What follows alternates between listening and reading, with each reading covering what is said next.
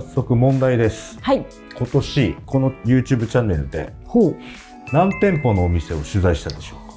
おー、難しいな。一本の動画で何店舗も回ってることもあります。あ、そっか。50。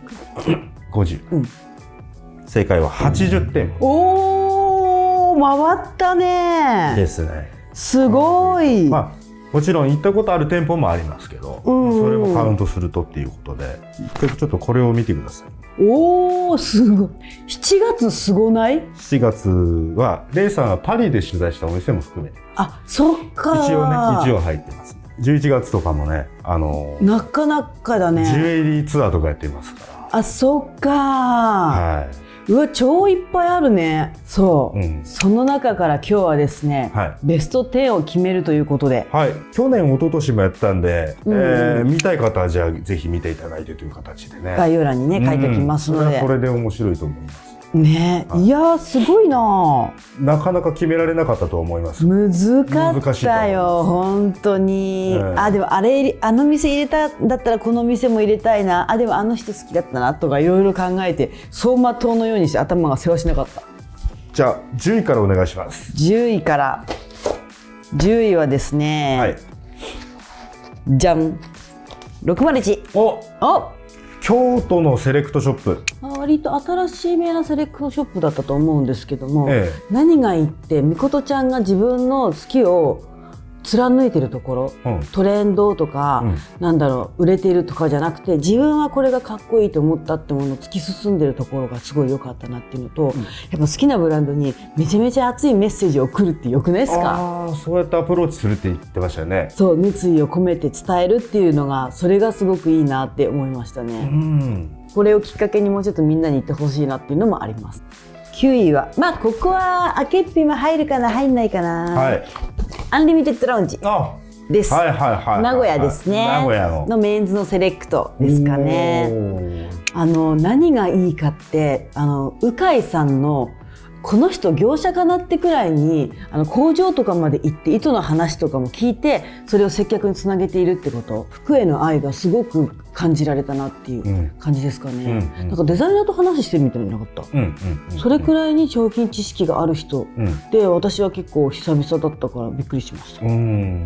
あれでしょ、イケメンにいっぱい試着させて遊んでったのが楽しかったから入ったんじゃないですか。神の会だったこともありますけれどもね。自分が一番楽しかったのは楽しかったですよ。ファッションホストクラブみたいなことしてたじゃないですか。でもそれ以外にも服もすごい良かったのと、私がもしも名古屋でメンズだったら通うかなっていう思いましたね。そうですね。やっぱネットで買える時代にわざわざお店に行くのってやっぱそこの価値があると思っていて、彼らはそれをしっかり提供しているなって、知識情報量と接客とっていうところですかね。次はここも度肝抜かれましたよ。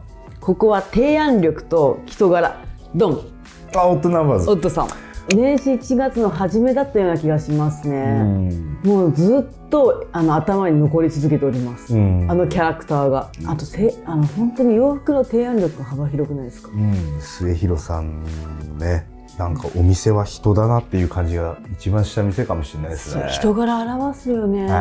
憧れる先輩の一人ですね。今年3人ぐらいいたかな。3人。でも先輩います。私もこの中に入っております。ですかね。あとそれよりもさ、私じゃあちゃんとフォント変えてあげて偉くない？じゃあ一回振り返ってください。僕全然いじってとかアンリミテッドランチとかなんかやってましたよ。これでしょ、ちゃんと影つけてでしょ、ちょっとおしゃれにしてるでしょ。勝手にロゴ作んないでください。アンリミテッドラウンジもなんか使っていいよお母さん。お父さんも使ってもいいよみたいな。ナンバーズもなんかぽいし、なんかいろいろ考えたんですよ。お店っぽいやつないかなって思って。そういう時間かけてますね。そうなんですよ。じゃあ7位お願いします。7位はここも提案力ですね。とセンス、そしてそれを、そのセンスを感覚でやってるっていうところかな。多分天才肌というところね。コルポさん。コルボサーカス、金沢のお店で一応ヴィンテージショップ。そうだね、すごく小さなお店なんですけども、スタイリングがすごい良かったなって思いましたね。そのスタイリングも結構即興性があって、一回着せてもらって、そこに、紐やっぱ足そうかなとか、あれやろうかなみたいなのをその場で決めてる感じがすごい良かったなって思いましたね。あとオリジナルアイテム、オリジナルが、リメイクなんですかね。あれはオリジナルの域を超えていると思っていて、そこのクリエイティブに惹かれました。なんかしかもそれがなんだろうな、楽しんでやってる感じがいい。あれオリジナル買ってりゃよかったな。悔しい。金沢だから実家帰った時に寄ってください。絶対寄りますね。次はこれ読めるかな、あけっぴちゃん、これ読めるかな、わかるかな、わかるかな。ダン。キノコを英語で言うとマッシュルーム。そうきたかマリオみたいな。確かにマッシュルームは新潟の古着屋、あれはすごかったね。もう全国区の古着屋さんですよね。行く価値あるよ。物もすごかった、っていうのが一番大きいかな。土田さんの兄貴感、あれに惚れたよ僕は。僕はなりたい先輩の一人ですね。やっぱ入ってると思った。入ってますね。そうなんですよ。ああいうなんかこうなんだろうな、人柄にも憧れるし、目利きにも憧れるし、あと月に1回自分でちゃんと買い付け行くってすごない？そうですね、海外にね。それのやっぱなんだろうな、行動することでしか得られないものってあるじゃないですか。それを実践してるのがかっこいいなと思って。はい、じゃあ5位。ここも迷ったよ。古着つながりなんですけども、ホーミーズ。京都のホーミーズさん。桑原さんのお店ですね。あの人もかっこいい。かっこいいですね。なりたい先輩。入ってると思った。入ってますね。全然ね、マッシュルームさんと古着の方向性が違う。こっちはボロの美学の方なんですけども、いやかっこよかった。物も良かったし、あとオリジナルも良かったね。で物量もすごくあったのと、ちょうど私これ行ったのが私の誕生日だったんですよ。ってこともあって、自分用にティファニーの指輪買ったりとかしてたこともあって、とても記憶に残っております。桑原さんの話うますぎませんでした？うますぎましたよ。今年一番じゃなかったですか？話うまい人。展開もうまいしね。うまいし、かといってなんかいやらしさとかないじゃないですか。そうなの。知識があるのにひけらかさないけど、ちゃんと教えてくれてる。いつの間にかこっちの情報になってるっていうのがうまいんですよ。うまいんですよ。桑原さんも5選出てほしくない？いいですね。出てほしい人いっぱいいるな。京都行きましょう。桑原さんオファーしますので、またお待ちください。ついでに601も寄れますからね。そうね行きましょう。どうや？大丈夫？元気にしてる？みたいな。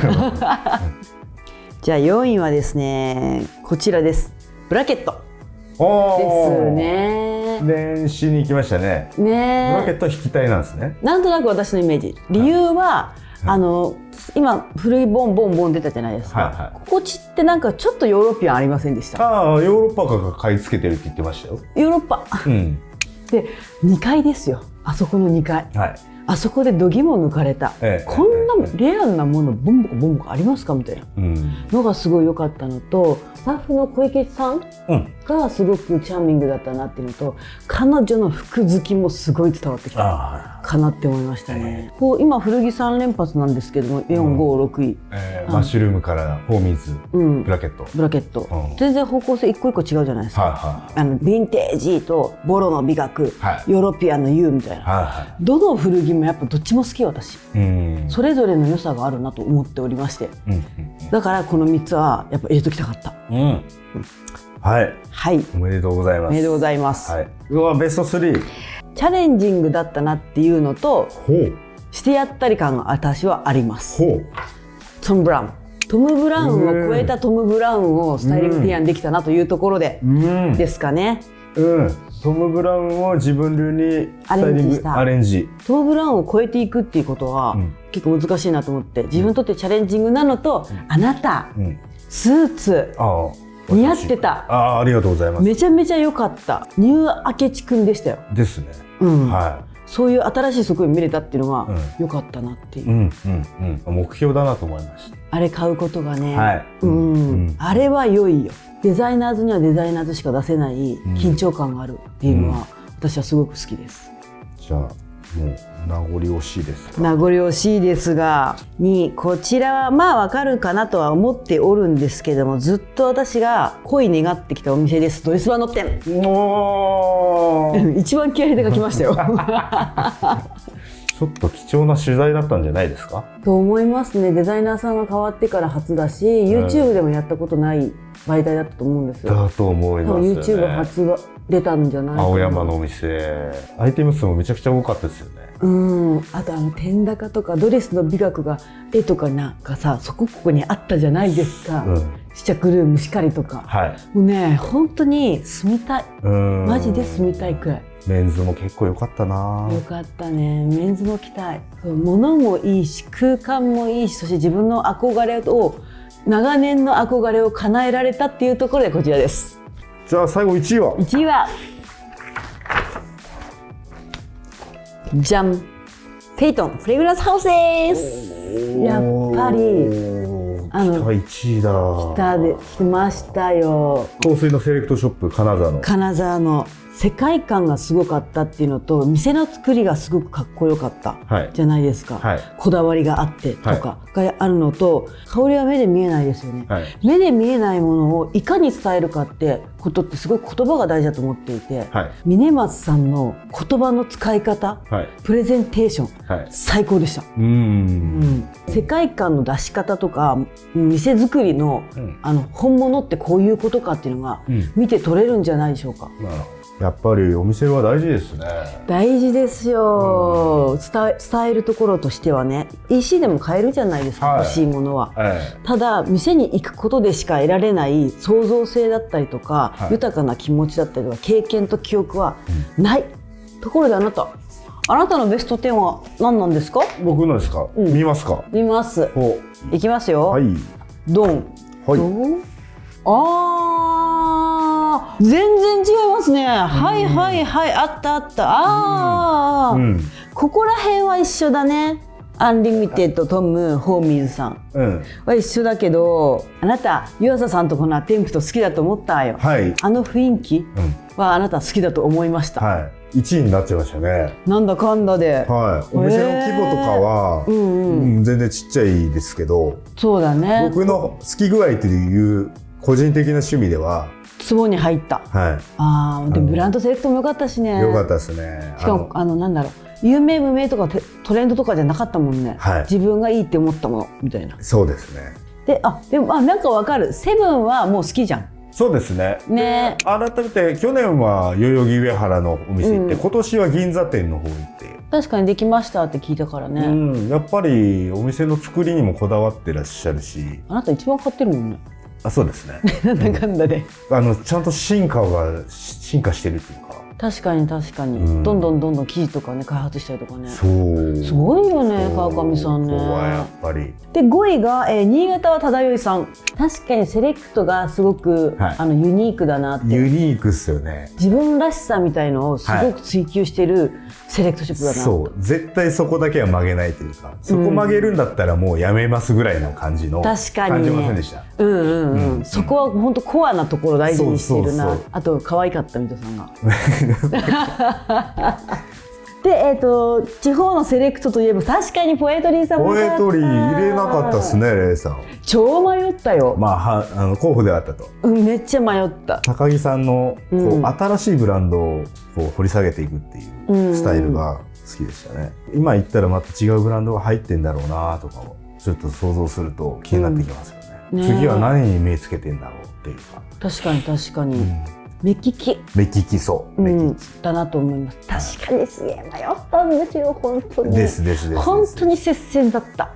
ネームド大原さん、わかる。この間に私振りましたんだけど、大原さん来てくれたよ。元気だったよ、相変わらず。面白かった。いや、大原さんも服知ってる人だからね。そうなんですよ。悪が強いのにやらしくない。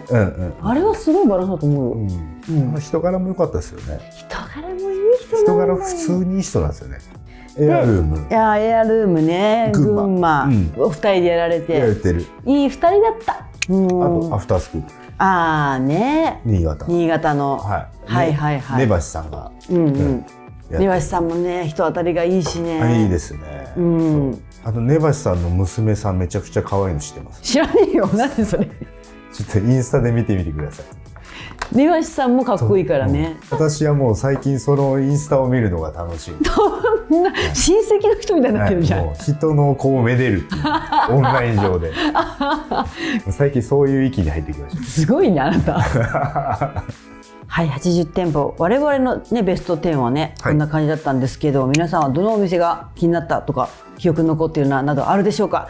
ぜひぜひコメント欄に書き込んでおいてもらえたらなと思います。今年はもうこの動画最後になります。2025年最後の動画、今年も皆さんいろいろ見てもらってありがとうございました。来年もいっぱい80店舗超えるぐらい頑張りましょう。じゃあ頑張りましょう。そして皆さん、じゃあ良いお年をですかね。また来年もお会いしましょう。じゃあねー。